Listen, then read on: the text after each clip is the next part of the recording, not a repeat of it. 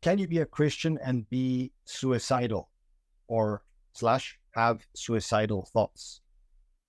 Okay, let's think about it. Let's think about it because I suspect it's with every question like that, you want to be thinking of, okay, what is the what is behind the question? Why would someone be asking something like that? First of all, let's think about what suicide is according to the Bible. Because I've read articles where people say, oh, all of those guys were suicidal. Elijah was suicidal. Jonah was suicidal. Paul was suicidal. And I thought to myself, I don't think I would label them as such. I mean, I know the passages that they were referring to. I would just read them out loud here, just so you guys are aware. But like, for example, 1 Kings 19, Elijah was said this. He went a day's journey into the wilderness and came and sat down under a broom tree, and he asked that he might die, saying, "It's enough. Now, O Lord, take away my life, for I'm no better than my fathers." Okay. I personally wouldn't call that suicidal. I would call that he's had it up, he's fed up, he might have the wrong perspective, but he asks the Lord. He doesn't do anything by himself. He doesn't plan on doing anything against himself, on harming himself. And so he prays to God. So this is different from the kind of suicidal that I'm thinking of. So just bear with me. Jonah is another example. Jonah 4:8. When the sun rose, God appointed a scorching east wind, and the sun beat down on the head of Jonah so that he was faint. And he asked that he might die and said, "It is better for me to die than to live." Again, I think Jonah was in sin here because he was obviously, the context. He was upset with God that he had spared the Ninevites, that he had shown mercy to those ignorant people and sinful people. And because of that, because of his attitude, God was teaching him a lesson. And then his attitude was not good. But even then, he's not literally throwing himself off the cliff, but he's actually asking, he's praying, "That's enough. I've had enough. Take my life." So again, in my book, I wouldn't say that is suicidal the way our society speaks about suicidal. People who are wanting to harm themselves, or planning or plotting or scheming or even attempting to harm themselves, take their own lives, that kind of thing. Paul was thrown in there in that article that I read. And in his case, it's even more different than Jonah and Elijah, if you think about it. What does he say in Philippians 1? He says, "For me to live is Christ, to die is gain. But if I live in the flesh, this will mean fruit. This will mean fruit from my labor. Yet what I shall choose, I cannot tell. For I am hard pressed between the two. What to? Living and die. Having a desire to depart and be with Christ." So let's call it what it is. He desires to die, right? He desires to depart and be with Christ, which is far better, he says. "Nevertheless, to remain in the flesh is more needful for you." He says this to the Philippians. And so again, I wouldn't say that that's suicidal. I would say this is simply, this is the natural Christian desire to depart from the body, to be with Christ. It's far better, especially if you're in circumstances like Paul, perhaps in prison, in chains and so on. And we're like, "Oh Lord, I'm looking forward to this. I'm looking forward to the day when I depart from the body, this body of infirmity and frailty and pain." Especially some Christians go through a lot of difficulty. And so, in terms of their health, and I'm sure and many of them have that same desire. It's so much better to be with Christ right now, to take off that body of sin and of corruption and of pain, and just be with Christ with no pain, no suffering, nothing. But I wouldn't call that suicidal. He's not thinking, "Okay, now I'm gonna kill myself in order to be with Christ." That's not how Christians, are to think. And so, let's just take a step back. Think once. was thinking about life and death, we want to think about who has the right. Yeah, we were just thinking about suicide biblically, right? First of all, before we answer the actual question, who has the right to life? Who has the power over life? The Bible tells us that this is God. So 1 Samuel chapter 2, verse 6, for example, that's Hannah's prayer. The Lord kills and makes alive. He brings down to the grave and brings up. Job says something similar in Job 1. He says in verse 21, 22, naked I came from my mother's womb, and naked I will depart. The Lord gave, and the Lord has taken away. May the name of the Lord be praised. In all this, it says, Job did not sin by charging God with wrongdoing. God just allowed that 10 of his children are killed. And Job is like, well, God gave them, and God has taken them away. He recognized. I know that it was, Satan who filled the hearts of those armies there not the armies, but that was the armies when it came to the cattle and the different things. But then the wind blew and it killed it. It blew on the house. The house came down and it killed the sons of, or the children of Job. And so what Job is seeing is not Satan, but God behind it all. He believed in the sovereignty of God in one way or another. And so he saw God's hand in all of this, and he didn't say, how could he? I mean, I would not even imagine going through this, but he actually said, the Lord has given and he has taken away. Blessed be the name of the Lord. And it explicitly says right there that he didn't sin when he said that. Unlike his wife, who was telling him something else. She was like, curse God and die. People are prone to curse God in situations like that, aren't they?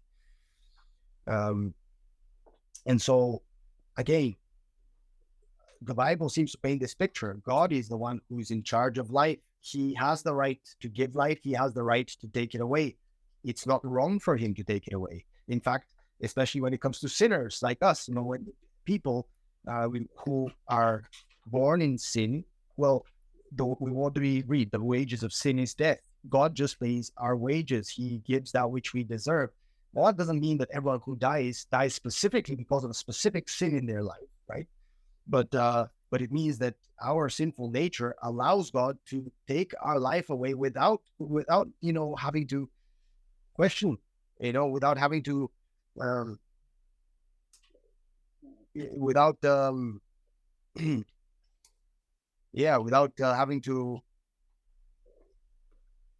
deal with any of the consequences. But that's God's prerogative. That's something that he is allowed to do. Now, he has also sanctioned that life can be taken by the state. Well, he's given a sword to the authority.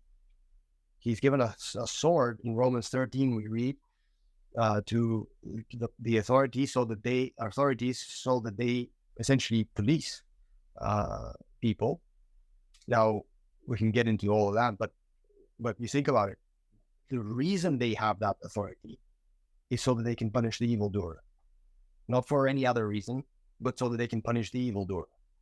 And so Romans 13 verse 4, we read that he is God's minister, the person in authority is God's minister to you for good.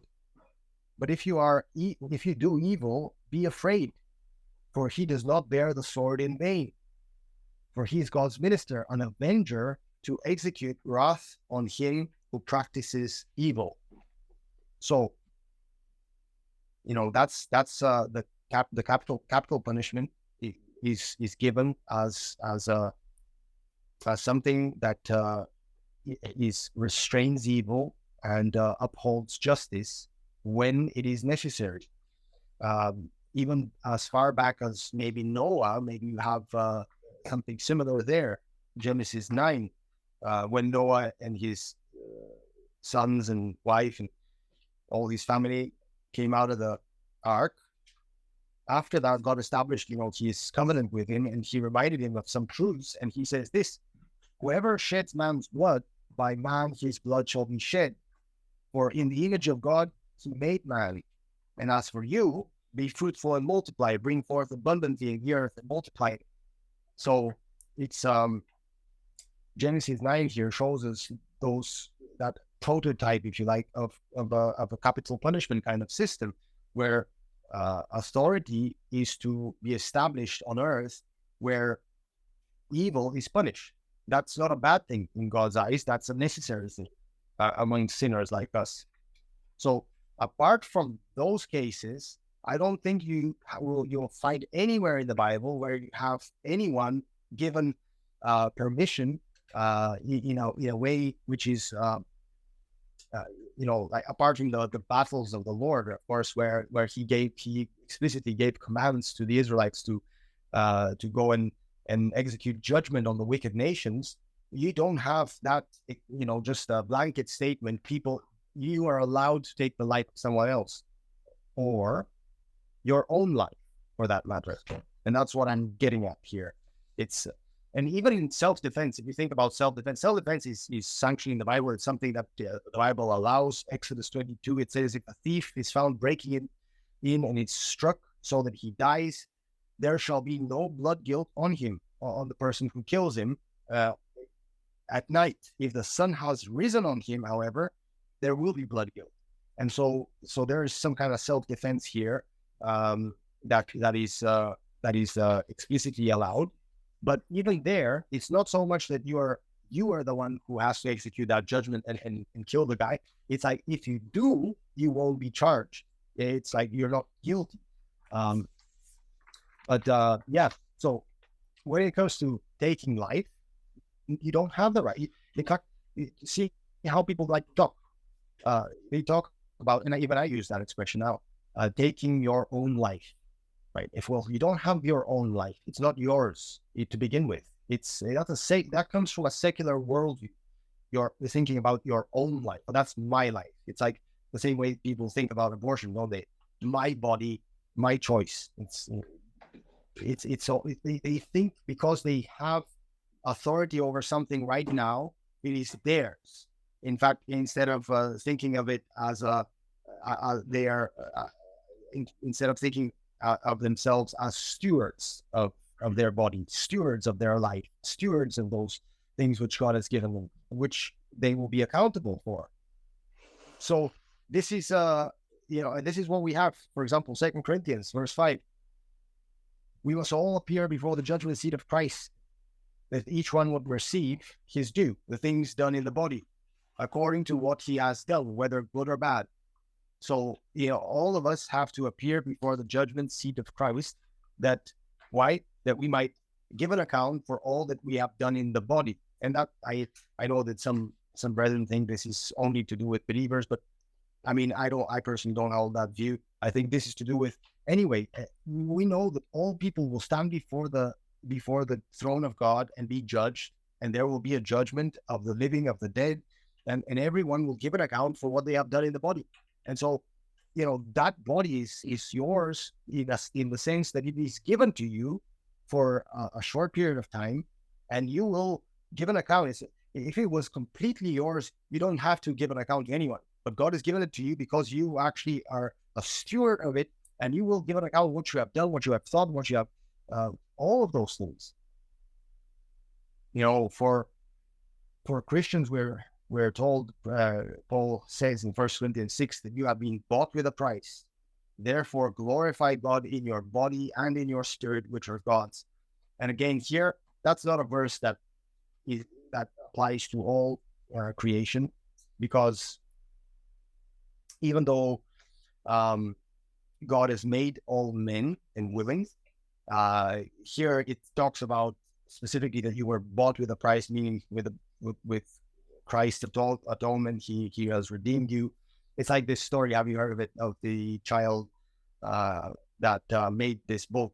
And he made this boat and out of I don't know, wood that he had, and he put it on the river, and it was floating, and he would pick it up and put it back on, and one day the river took it away. And so he never found it again. And he lost it. And so walking in town a few weeks later, he saw the same boat that he had made in one of the shops. And so he went in and asked about it, and they said, oh, then you can buy it if you want. And so he collected the money, he saved up all the money, and he eventually went and bought the boat. And as he was walking home with the boat, he said to it, oh, you're twice mine. I made you and now I bought you again. You get the point. So it's like, this is what the verse here implies about the fact that we were bought with Christ's precious blood and so on. But my real point here is that it says, glorify God in your bodies and in your spirit, which are God's. So it's not just the spirit. We're not only concerned about our spirit. Like the dualists, the Gnostics, they were thinking the spirit is good. Therefore, what we do with our spirits, that's what God really cares about. But the body, it's of the devil, and all physical things are of the devil. So God doesn't really care about them. And it's not like that. The biblical view is that we have both a body and a spirit, and they are connected, and you can't glorify God with one without the other. So what you do in the body is very important, and what you do to your body is also very important. And that's why I remember I was talking with a guy once who was not a believer, but he was studying law at Newcastle, and when I was there, and we ended up talking about suicide. When I said, how does the judicial system see suicide? And he said, well, it's kind of essentially like self-murder, except that we cannot charge the culprit because he's not there anymore. And I was like, oh, that's interesting, because that's exactly how the Bible describes it. It describes it as self-murder. You're murdering someone who happens to be yourself. And so you shouldn't be thinking that God is okay with that, or okay with you contemplating that. If you were to contemplate murdering someone else, would that be okay? That's not okay. That in fact, the Bible calls it that you have already done it in your heart if you are thinking about it. If you hate your brother, if you want him dead, it's like you've already done it in your heart. Well, it's the same with contemplating self-murder. You've already done it in your heart. God is not. It's not something that is okay with God or He's pleased with. And so, even though the earthly judicial system cannot deal with that, obviously, if someone takes their life, God can. It's appointed to man once to die and then face judgment. So it's not a small thing. You stand before Him, and you have done something that God forbids in His law. And so now after all of this, that's just background. Just making the point that suicide is self-murder. It's not something this culture has made it so. It has normalized it so much that it's like we view people who end up committing suicide simply as victims. Now, I do believe that they are victims in some way, victims of wrong way, of wrong worldview, of wrong thinking, all sorts of things. But let's not simplify it too much and normalize it to the point where we almost glorify it. That's how our culture views it. And so it is self-murder. It is not. It is a sin. It is not something that you want to do before you stand before God. And so then we get to the actual question: can Christians have thoughts about it? And we already answered. The same answer would be given to: can a Christian have lustful thoughts? Can a Christian have envious or greedy thoughts? Of course. I mean, Christians can have those, but that doesn't make them right. And that doesn't mean it's okay to have suicidal thoughts in your mind. And due to the nature of suicidal thoughts, they usually go hand in hand with, melancholy or depression, or maybe a over emotionalistic kind of thinking, which bypasses the mind, where the person gets so emotional about something that they stop thinking rationally anymore, and they let their the emotions take control instead of allowing their mind to control their emotions, which is what the way God made us. And so what should the Christian do in that situation? First of all, we are to gird the loins of our minds. So that's another way of saying that we are to prepare our minds for action. Our minds should be ready, says Peter. Then what does he say? Do you know what the next thing he says? He says, be sober. So allowing ourselves to be driven by emotion, bypassing our mind is the same as not being sober, not being, just letting ourselves be controlled by something that is outside of us. He says, and rest your hope fully upon the grace that is to be brought to you at the revelation of Jesus Christ. That's what Peter says. So we're not to bypass the mind. And also, Christians are to be characterized by joy. Now, I know that that's easier said than done, but think with me for a moment. Joy is one of the fruit, or one of the aspects of the fruit of the Spirit, one of the characteristics of the fruit of the Spirit. It's not like only for super Christians. It is there for all Christians who are indwelt by the Spirit of God. The Spirit of God produces joy.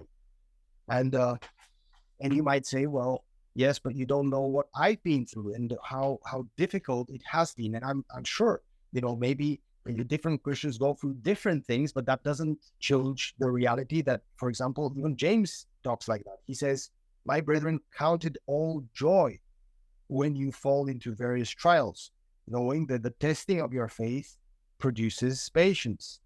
And so this is only something a Christian can do, counting everything joy, even trials, even difficulties, even those things that are not pleasant. So the Spirit that is within you can enable you to be joyful even in circumstances like that. And why am I bringing those things up? Because if a person is controlled, is governed by God's Spirit and produces joy in that person's life, then chances are that person won't be given over to depressive thoughts as much as when they didn't have that hope, when they didn't have the governing of the Spirit within them. I mean, so that's why the Bible is full of exhortations like that. Rejoice always. The joy of the Lord is your strength. Where is that from? From Nehemiah. Joy inexpressible and full of glory. That's different places like that which exhort us to joyfulness. So obviously your brain might be, every part of our body is it's possible for every part of our body to be broken in one way or another. And that applies to the brain as well. Your brain might not be functioning correctly physiologically. It might not the connections might not work, whatever. There are exceptions, of course. And if a person cannot have his brain functioning, there's no way that person can control all the thoughts that go into that person's mind. So I'm not denying all of that, because those are real life issues, and they are real life problems. But unless that is the case, in most cases, in our society, especially among younger people, where that kind of suicidal tendencies are rampant in this generation, it seems, the TikTok generation.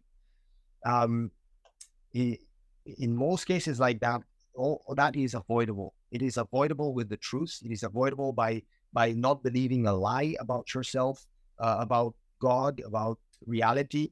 And so when I have to answer a question like that, can a Christian have suicidal thoughts? I would answer yes, they can, but no, they shouldn't. And many times, if a person is overcome by such thoughts and has no power over them and cannot have victory over them, and perhaps doesn't want to have victory over them because they feel comfortable in that kind of in their self-pity or misery or that kind of thing. There are cases like that.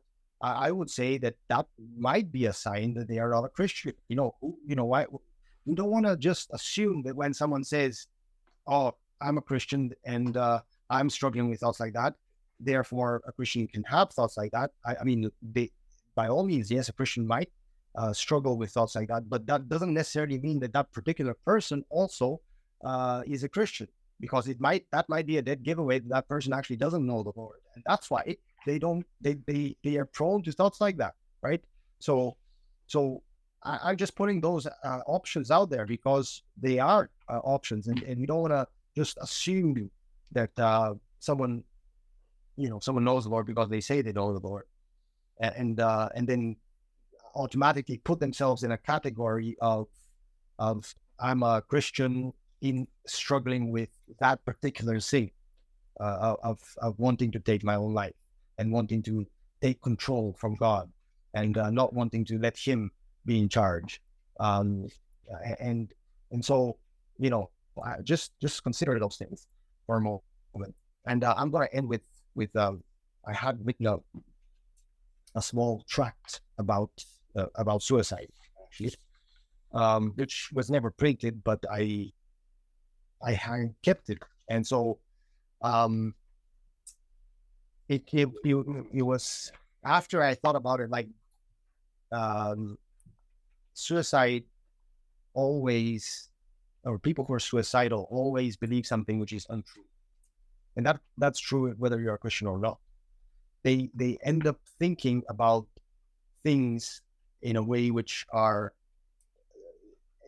maybe not completely false, but partially false, at least. And so here's I've broken it down into three lies that suicidal people believe. So first of all, I say something like in England alone, I got those statistics from the internet. You can fact check them. There are over 100,000 cases of attempted suicides every year. That's a lot. 100,000 cases of it. I mean, again, fact check them just because I don't want to be spreading misinformation. But it says that in the UK, on average, about 18 people take their own lives every single day. That's a lot of people in this country. And so it might be caused by different reasons. It might be because of unsurmountable problems, unbearable pains, endless responsibilities, anything.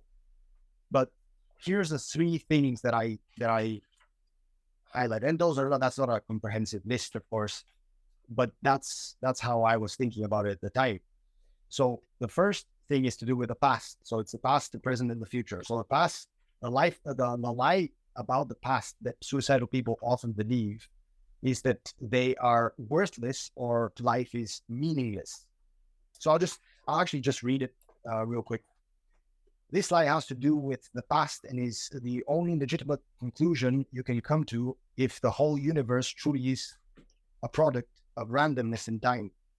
If life happens simply by sheer chance, if your ancestors were single-celled organisms that evolved into fish and then somewhere down the line turned into ape-like creatures, then you are just like them, an animal, driven by its genetic predispositions and instincts. As a person, you have no ultimate value and your life has no ultimate meaning. You're just a minuscule speck in this cosmic accident, which will soon fade into eternal oblivion along with the rest of the universe and everything in it. That's what people believe, right? It's a Big Bang monkeys, and here we are, and one day we're going to be gone, the sun's going to explode or something, and nothing will be there anymore. And so, like, what's the point of it? So if that's the lie you believe, I mean, I'm not surprised that you end up, when something, life becomes difficult, that you end up being suicidal. I'm not surprised. Then I say, if you truly are no different to other animals, though, then why do you, unlike them, want to die. Animals are hardwired to fight for life with everything they've got. No animal has ever been known to have suicidal tendencies. Are you just a glitch in this great evolutionary process, or is it simply that what you believe about the world does not match the reality which you are experiencing? So this is another thing. I've done my research on that, and I couldn't find a single animal which is suicidal, which has suicidal tendencies. All animals have instinct to want to live, even against all odds. They want to live. That's why they don't just give up. And so, that's where your analogy with this thought of, oh, I'm just a monkey, a sophisticated monkey. Well, actually, monkeys want to live, and so why are you different then? The reality is that this universe has a beginning and a personal creator. You are not another animal, but the act of special creation made in the image of God with dignity, value, and purpose. He created the man and the woman as morally responsible creatures capable of love, contemplation, and worship. God created them as the pinnacle of his creation to rule over it as his representatives on earth. Life is not meaningless, and your value as a human being surpasses that of the animal kingdom. You were made to know and glorify God by enjoying him forever. So that's the first lie about the past, about where we come from. The second lie was about the present. There's no point in living anymore. So that's another lie, right? So the person who's suicidal ends up thinking like that. There's no point in anything anymore. What I lived for is gone, and now nothing more makes sense. The second lie has to do with the present. If you are contemplating taking your own life, you likely believe that there's no point in living anymore. This might be because of misplaced affections, hopes, and expectations. If you put too much confidence in something that ends up letting you down, your disappointment would be as great as the value you ascribed to the object of your affection. Classic example, girlfriend-boyfriend situation. The guy, he's madly in love with a girl, and she's the world to him and everything, and she dumps him after 2 months for another guy, and now this guy, he cannot take it anymore. His whole life is over. He just doesn't see a point in living. He doesn't know that if he lives for another, 3 months, he'll get over it. And he has put so much emphasis in that particular girl that's the end. Now there's no point in living anymore, and kills himself.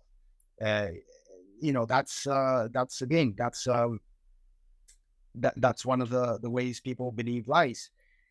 This might be your closest friend, the approval of others, the faithfulness of a partner, the security of money, a certain lifestyle, or even the success of a football club.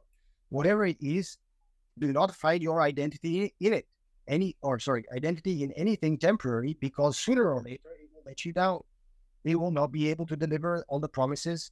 Therefore, a different perspective on your circumstances is necessary, showing you that showing you that what you are putting your trust in is not as important as the reason you have been given life. It might feel like your world is crumbling down, but remember that that feelings are deceptive. Put your confidence rather in something that is eternal. Build your life on the rock, which cannot be shaken by any storm. Find your identity in Jesus Christ, the only one who died so that you might live, and he'll never let you down. And the third lie, and that's the last one, that's about the future. And that's actually the most common one. Death is a way out. Death is a way out of my present circumstances. This lie has to do with the future and is by far the most common lie believed in by those who commit self-murder. Life has become so unbearable for them, for one reason or another, that the thought of death seems enticing. That is because they associate death with being unconscious or asleep. They recognize that while they are asleep, they forget about their problems and don't feel the pain, so they look for a way of sleeping forever. They believe that death will bring about the desired endless and unconscious sleep, and they go for it.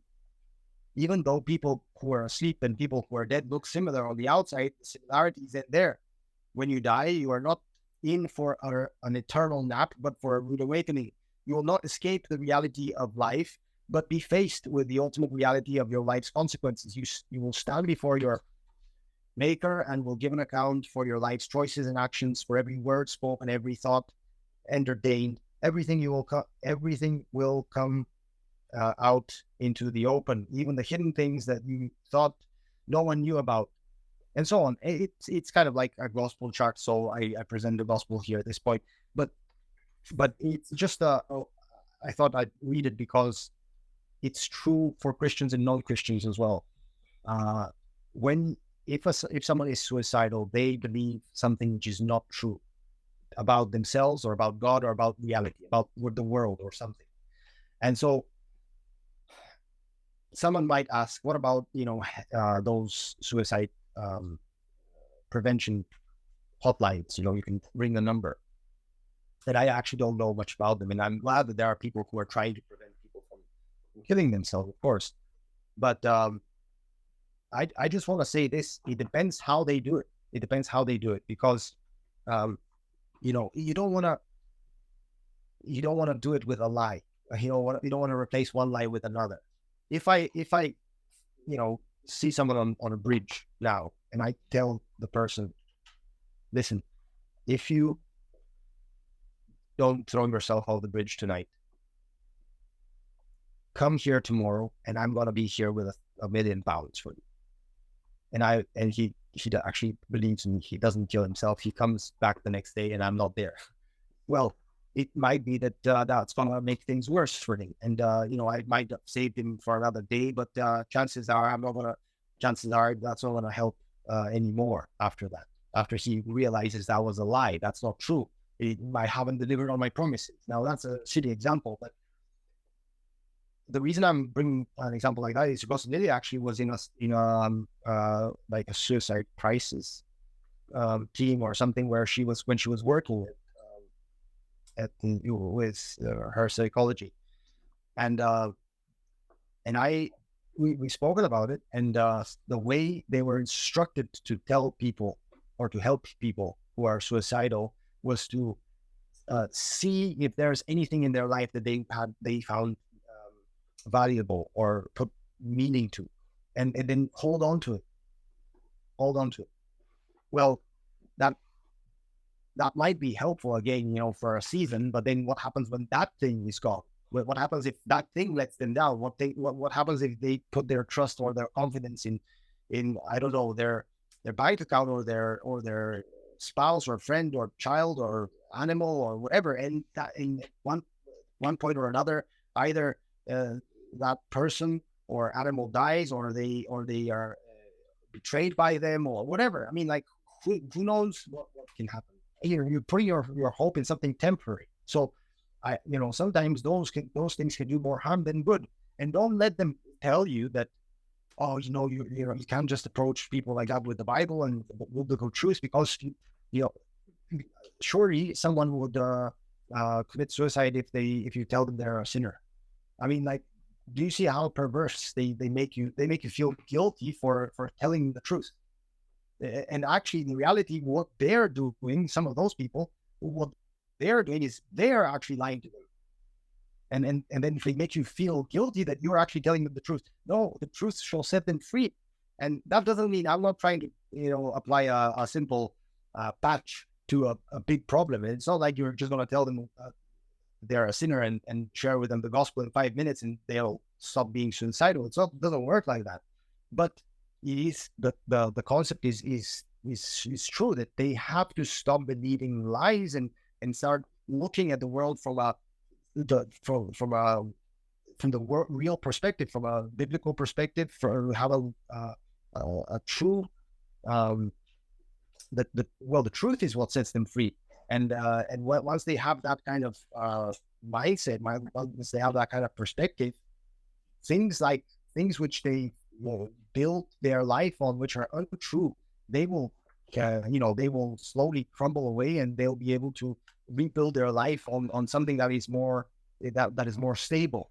So that are my thoughts when it comes to kind of Christian be suicidal.